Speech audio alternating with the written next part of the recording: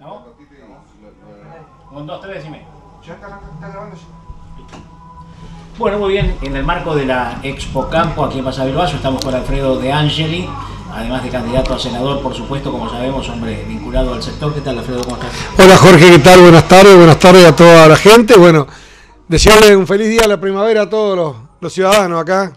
La verdad, es un día lindo y bien primaveral, así que estamos recorriendo la Expo, ya ahora como con licencia gremial, antes venía como dirigente gremial, ahora ya como candidato, y bueno, para mí es un honor volver a caminar esta zona, que tantas veces lo hice, ¿no? Conocedor, por supuesto, de todos y cada uno de estos rincones. Sí, y hasta hemos tenido la palabra acá, así que nos han dado la palabra en algunas épocas.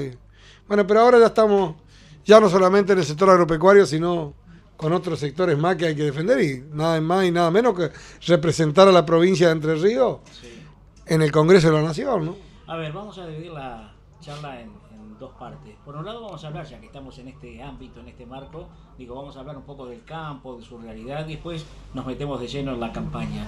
Estas exposiciones, hoy en Pasavilbaso, en San Salvador, y así cuando uno recorre los distintos lugares de la provincia, a pesar de la crisis, estas exposiciones significan que el campo, las instituciones del campo siguen batallando, porque en definitiva, recorriendo esto, uno encuentra maquinarias, encuentra gente luchadora.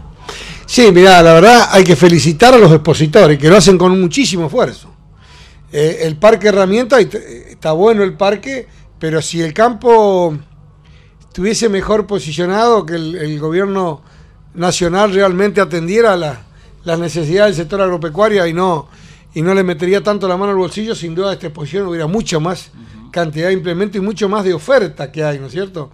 Pero bueno, hay empresas que están muy comprometidas y que son empresas nacionales y donde ellos siguen apostando. Ellos saben que el 10 de diciembre del 2015 va a empezar otro gobierno, y sin duda el otro gobierno va a atender al sector agropecuario por el bien del pueblo argentino. Y haciendo un poco de historia, del corte de ruta, del famoso corte de Gualeguaychú a hoy, el gobierno en definitiva, ¿qué gestos positivos ha tenido hacia el sector? Yo no he visto ninguno. Nada más que algunos salvavidas que le han tirado a alguna empresa o algún sector, pero salvavidas que no le resuelve el problema. Mirá, me acuerdo en el 2010 creo que fue que dijo la presidenta que iba a haber trigo y maíz plus. Sí. Todavía lo estamos esperando. Llegó el momento que tengamos que, sin trigo, que el pan por eso llegó a 20 pesos, por eso decimos que no le cuidó la mesa a los argentinos. Y bueno, salieron a decir que van a devolver la retención al trigo. La gente sembró trigo, pero tiene la duda que se lo devuelvan a eso, ¿me entendés? Porque no, son cosas que las van haciendo, poniendo parche que no le resuelve el problema, ¿me entendés? Y no resolverle el problema al sector agropecuario es un perjuicio para la nación y para el pueblo, ¿no es cierto? Porque si tuviésemos que estar comparando lo que creció Brasil, Paraguay y Uruguay, nosotros tuviéramos que estar produciendo 130 millones de toneladas de grano. Quiere decir que no faltaría el trigo, el pan estuviese más barato. Pero a su vez, con esa cantidad, con ese 30, 25% más que se produciría, entrarían más divisas al país, ¿me entendés?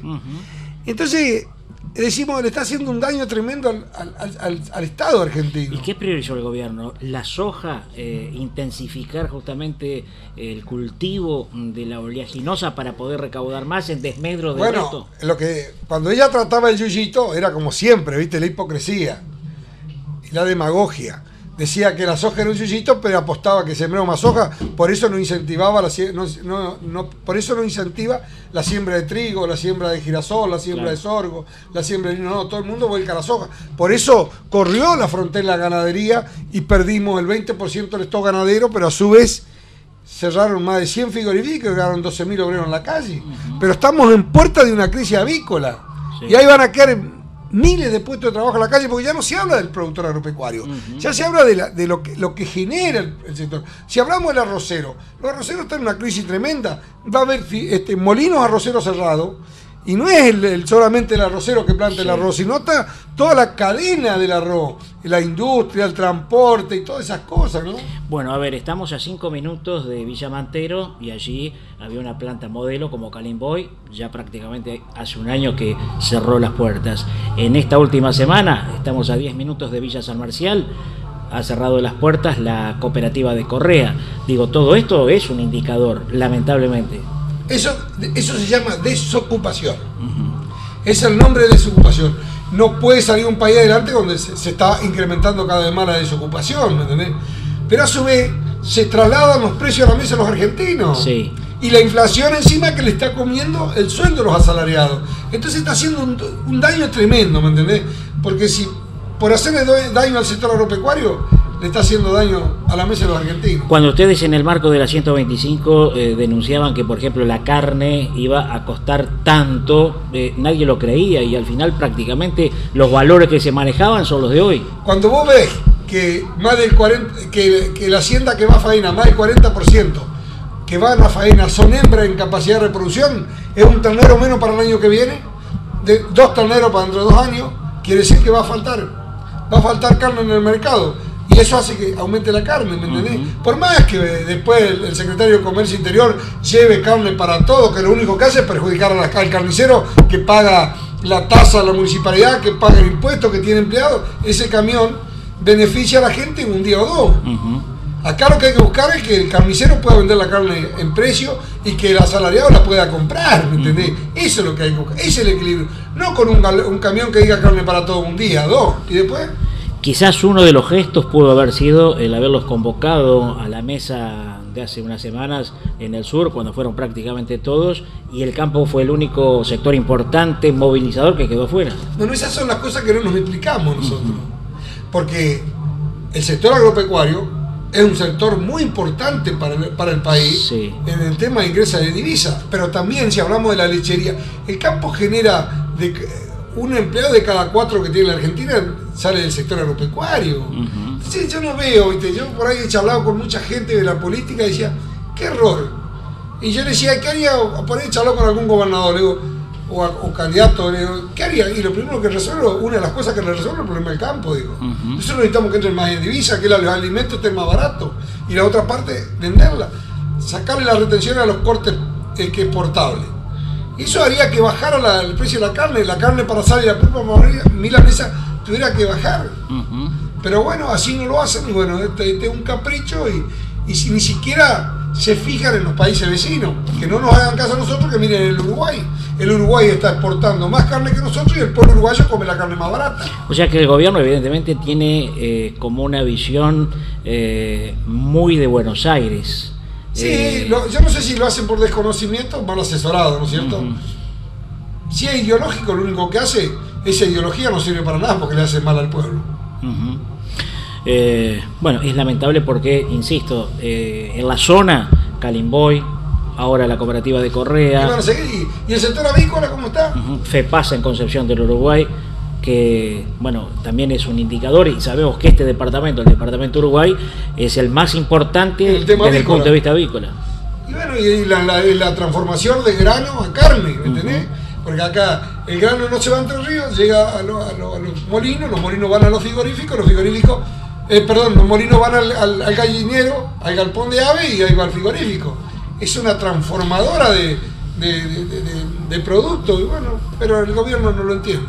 Bueno, Alfredo De Angeli, sentado en una banca en el Congreso de la Nación, no solo va a defender los intereses de la gente del campo, sino que, por lo que uno escucha, va a defender los intereses de los entrerrianos en su conjunto. Sí, me preguntan en qué bloque te vas a sentar. En el bloque de los entrerrianos, le digo. Todo lo que sea bien para Entre Ríos lo estaremos luchando y defendiéndolo. Pero también tenemos, yo digo, hay que devolver la autonomía a las provincias. Sí. Hay que devolver la provincia de Entre Ríos. Mirá, ayer recorrí Domínguez, ponele. No tiene ambulancia. Un hermoso hospital que lo hizo la comunidad israelita allá por 1929. Sí, sí. No pueden practicar un parto porque no tienen una incubadora y no tienen un banco de sangre. Y van todos saturados. Son hospitales derivadores. Nos pasó por de arte, Domínguez, en Villa Clara, en Sájarov, pero lo hemos venido recorriendo con Luis Leisa, Cristina Kremer de Busti y Marités y Verdad, a lo largo y a lo ancho de la provincia pasa. Hospitales derivadores, ¿eso qué hace? Que sature el hospital de Villaguay, el San Martín de Paraná, el Urquiza de Uruguay, el Maldonado de Concordia. Eso es lo que pasa. Yo digo, ¿cómo no va a tener cuánto genera de riqueza el departamento de Villaguay o el departamento de Uruguay para que no tengan una asistencia mucho, mejorar la asistencia en las cosas como Vaso Bilbaso, como Caseros? No tienen ambulancia. Entonces digo, ¿y dónde está el dinero que se lleva el gobierno nacional? Cuando vemos que en las comisarías hay una moto en el medio del campo, o le mandan los patrulleros que están en desuso en la ciudad, se los mandan al campo, como están los caminos, imposible salir. Claro. O te encontrás con las escuelas. Ayer encontré una escuela en el departamento que necesitan. A ver, estaba mirando en Villa Clara, 400 alumnos, hay una sola escuela, están abarrotada. Te vas a Sájarov, te encontrás con una escuela, pero mirá, vos decís, esto es una tapera como está. ¿Me entendés? Esas cosas, digo, ¿dónde está el dinero del departamento? Se lo lleva a la nación. Maestros que tienen que venir de Bobril a dar clases a Villa Clara. ¿Me entendés? Todo el día viajando. Y a dedo. Y a dedo, porque si no, no le alcanza el sueldo. Esas cosas las ve. Por eso estamos recorriendo con Luis, con Cristina, con los lugares para hacer la denuncia y ver qué es lo que vamos a hacer para resolver el problema de los entrerrianos. No vamos a ir en contra de nadie, vamos a ir a favor de los entrerrianos. Esas son las cosas que tenemos que hacer. Muy bien, Alfredo de Ángeles, muchas gracias. No, gracias a todos ustedes y bueno, saludar a toda la gente, a la comunidad de acá en la zona. Vamos a recorrer un poco más y después seguiremos viaje. Pero la idea es que el 27 de octubre hace una gran elección porque queremos defender a los entrerrianos y principalmente a la gente que más precisa. Muy bien. Gracias, Alfredo de Ángeles en el marco de la Expo Campo Vaso Bilbaso.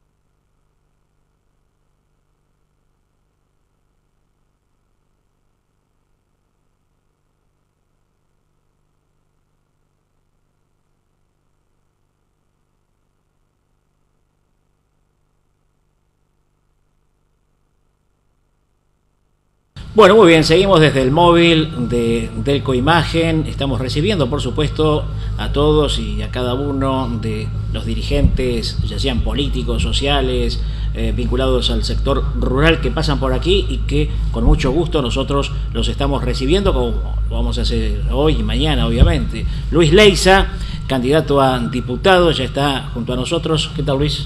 ¿Qué tal? Un gusto y gracias por recibirnos. Bueno, recorriendo también la muestra, como recién lo conversábamos con Alfredo,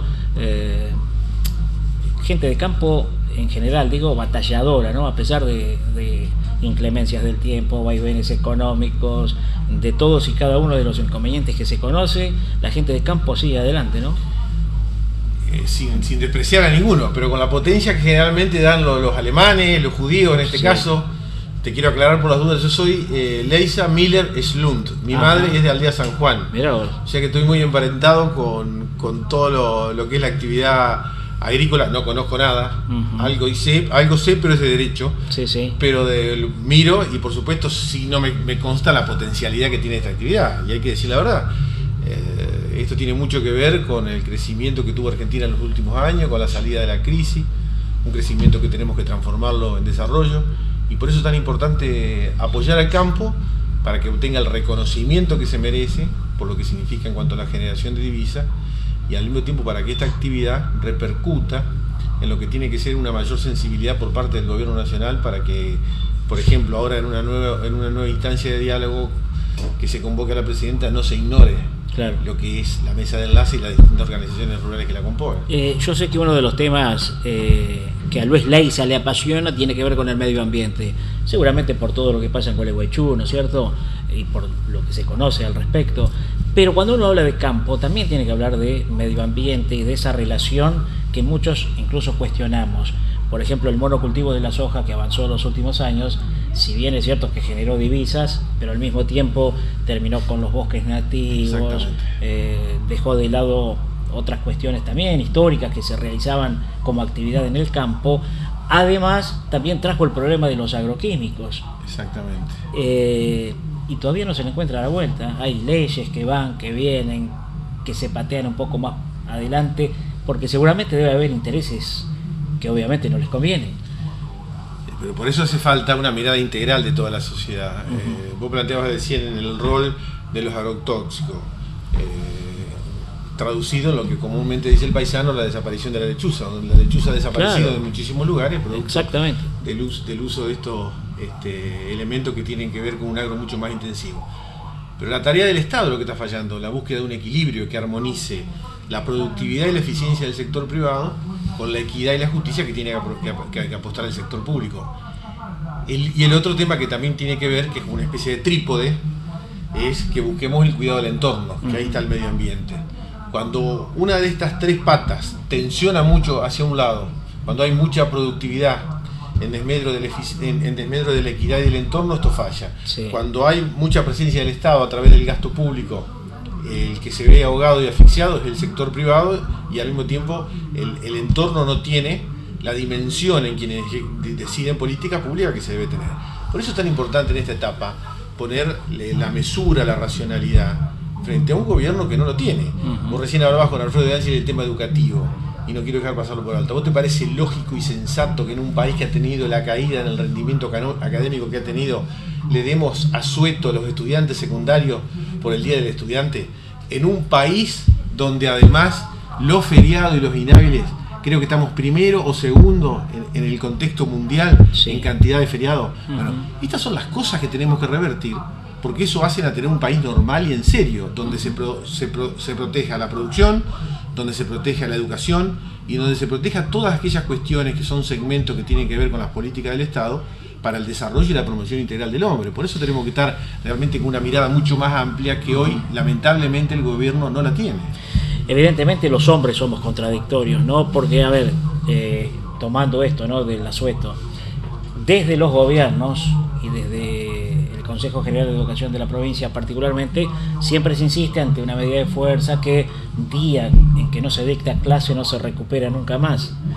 Pero evidentemente no se sigue esa lógica porque no se hubiese entonces decretado este feriado. Vos lo has dicho, no precisa agregar más nada, es exacto. Es una falta de comprensión de la dimensión y la magnitud que tiene la educación en el desarrollo. ¿O es electoralista, teniendo en cuenta que los jóvenes ahora también... Por supuesto, es una medida claramente electoralista, como este empuje que ha tenido el gobierno en los últimos 2 meses, que quiere hacer en 60 días lo que no hizo en 10 años antes. Sí. Creo que esto muestra, primero, una desesperación. Segundo, un nivel de medidas facilistas y electoralistas que apuntan a confundir a la gente, pero me da la impresión que acá hay una fractura muy fuerte que ya no se puede soldar. Acá hay un divorcio entre el grueso de la sociedad con un gobierno que no ha acertado con las políticas y que parece querer seguir instalado en el 2001 cuando tenemos que mirar más para adelante. Y creo que ese divorcio se traduce cuando vemos los resultados electorales en el contexto de los 24 distritos. Sí. 3 de cada 4 habitantes, de cada tanto votantes, se expresaron en contra de la continuidad de las políticas nacionales. En Entre Ríos el 60% votó en contra del oficialismo, cuando el oficialismo venía de obtener el 54% de los votos. Es cierto que estas medidas hay que recogerlas, es cierto que estas señales hay que atenderlas para rectificar rumbo, pero hay que hacerlo de una manera seria y no alocada. No es serio proponer un feriado en estas instancias cuando tenemos una caída de la educación tan fuerte. No es serio creer que vamos a resolver el tema de la inseguridad trasladando 4.000 gendarmes desde el norte y dejando abandonadas las rutas nacionales 14 o la ruta nacional 134 para ponerlos en el conurbano bonaerense cuando los gendarmes no conocen, no decodifican cuál es el tema de la inseguridad en ese lugar. Por eso es que es tan importante esta elección, porque esta elección tiene que significar para los argentinos un compromiso como ciudadanos más que como consumidores. Yo tengo para mí, y en esto no cuestiono, pero creo que cuando se votó en octubre del 2011, se votó más en la condición de consumidores que en la de ciudadanos. Hoy como ciudadanos tenemos el deber de defender una constitución que cuando la abandonamos se traduce en caída concreta del nivel de vida de la gente, de defender la posibilidad de que atendamos parámetros en serio que tienen que ver con el rol del Estado y que hoy muestran fracaso en materia de educación, de salud, de seguridad, de justicia, de cuidado, de falta de cuidado del medio ambiente, de caída del transporte público en las grandes ciudades. Y estas son las cosas que nosotros tenemos que traducir a través del voto para que podamos rectificar. Por supuesto que tiene que haber una oposición lúcida y responsable que acompañe al gobierno en las cosas que está bien, pero acá hay que rectificar rumbo. En términos electoralistas y después de las PASO, ¿se despegaron ya del radicalismo? ¿Se acercaron más al oficialismo? ¿Qué números manejan? A nosotros nos da la impresión, siendo cuidadoso, que el oficialismo en principio no puede tener más votos. Para poner un caso concreto, el sector que acompañó a Maya y a Vergara en la interna del Frente para la Victoria, que expresó claramente a través de la sigla Basta un rechazo al kirchnerismo, naturalmente tendría que confluir en apoyo a los sectores peronistas que estamos enrolados dentro de Unión por Entre Ríos. Eso sería lo lógico. Eso sería lo lógico. Pero la lógica se impone generalmente. Lo lógico también. Menos en el fútbol, en el resto sí. No, en el fútbol también. En el fútbol también. En el fútbol también se impone. Si jugamos vos y yo contra Xavi y Iniesta, 10 partidos vamos a perder 9 seguramente. O los 10. Es falso de que la lógica no existe en el fútbol. En el fútbol existe la lógica. Pero volviendo al tema de los sectores que nos pueden acompañar, creo que muchos radicales o muchos sectores independientes que acompañaron el radicalismo con legítima expectativa van a apostar al voto útil y van a votar a quien salió segundo y a quien más chance tiene de acercarse o de ganar al Frente para la Victoria. ¿Y cuánto tendrá que ver ahora esto de haber en las últimas horas, ¿no? Busti prácticamente haber cerrado con Massa? Ya salió la foto, ya los dos están prácticamente compartiendo a futuro un proyecto, un espacio. Acá no hay un cierre con Massa. Lo que hay acá es un acercamiento como peronista a una de las referencias más importantes que tiene hoy el peronismo no oficial. Pero puede traccionar a favor eso. Pero por eso, pero no es que haya un cierre. A nosotros también nos ha venido acompañando De la Sota, nos ha venido acompañando Julio Bárbaro, Alberto Fernández, es decir, sectores del peronismo no oficial que quieren compartir con nosotros una mirada común y en lo posible en el futuro ver si es posible articular una fuerza. Ahora nosotros también, que quede claro, nosotros apostamos decididamente a que acá tiene que haber un gran encuentro nacional donde el peronismo tenga un papel protagónico, pero nosotros estamos convencidos que con el peronismo se puede arrancar, pero no alcanza para terminar. Hoy acá, si no se da la vieja lógica frentista que enarbolaba Perón, tanto en el 45 cuando se juntó con los radicales, tanto en el 73 cuando le propuso la vicepresidencia a Balbín, se hace mucho más difícil resolver los grandes problemas nacionales. Por otra parte, vos lo debés tener, Clayman, muy claro este tema, pero vale la pena repetirlo en función que a uno le toca de candidato. Los problemas básicos de la Argentina exigen grandes acuerdos porque son políticas públicas a corto, a mediano y largo plazo. Bueno, los países salieron de esa manera. Exactamente. Y para tener esas políticas a corto, mediano y largo plazo, tenemos que agigantar las coincidencias, achicar el escenario de las diferencias y ponernos de acuerdo en cuestiones que tienen que ser como la defensa de la escuela pública, como un plan de seguridad en serio, una propuesta antiinflacionaria que no pasa por estas locuras de ir a hacer controles que después no se realizan, sino con una batería de medidas, que no pasa tampoco por un ajuste ortodoxo devaluando, sino con medidas concretas que comprendan, por ejemplo, el estímulo de las pequeñas y medianas empresas para que generen empleo para los jóvenes, a bajar el IVA a los productos de primera necesidad, es decir, un conjunto de medidas que estén por fuera de la discusión política partidaria. Después cada uno que tenga los candidatos con más brillo, con más lustre, con más ingenio y con mayor honestidad para proponerlos a ver cómo se ejecutan. Pero acá hay políticas que hay que desarrollarlas a través de un gran acuerdo, si no es imposible. Una última pregunta que tiene que ver, volviendo a lo ambiental. Los de Gualeguaychú, ¿se hicieron ambientalistas a partir de lo de Botnia, porque antes seguramente Gualeguaychú era como de repente, no sé, Basavilbaso, era cuestiones que sabíamos, conocíamos, pero muy por arriba. Siempre ha habido una dinámica y una preocupación por este tema. Yo cuando fui intendente me tocó sacar las areneras del puerto de Gualeguaychú por el impacto que generaban y porque la arena natural estaba desapareciendo del cauce del río. Sí. Nos tocó también suspender los carnavales en el año 92 por el brote de cólera que dieron alerta amarilla en todo el país. Ajá. Es decir, Gualeguaychú siempre se caracterizó, no digo que sea distinto a otras ciudades, pero siempre por una enorme sensibilidad frente a esta problemática. Lo de Botnia es un monstruo, lo de Botnia es un problema estético, Clemen. Si vos te pones en la mitad del puente General San Martín y vos ves eso, vos decís, esto primero que nada es un atentado estético. Sí, una contaminación visual, como se le llama. Exactamente. Una contaminación visual. Y después, por supuesto, es un daño enorme a nuestro río que Argentina ya lo reconoció cuando fuimos a la demanda frente a la Corte Internacional de Justicia de La Haya. Y este es un conflicto que no se ha terminado. Hace 7 días ha habido emanaciones con ácido sulfídrico que han afectado a vecinos y a trabajadores del puente. Hay diagnósticos médicos hechos por médicos uruguayos donde se dice, hay 2 casos concretos, Alipi y Marchioli, donde dicen que estas personas deben ser trasladadas a un ambiente no contaminado.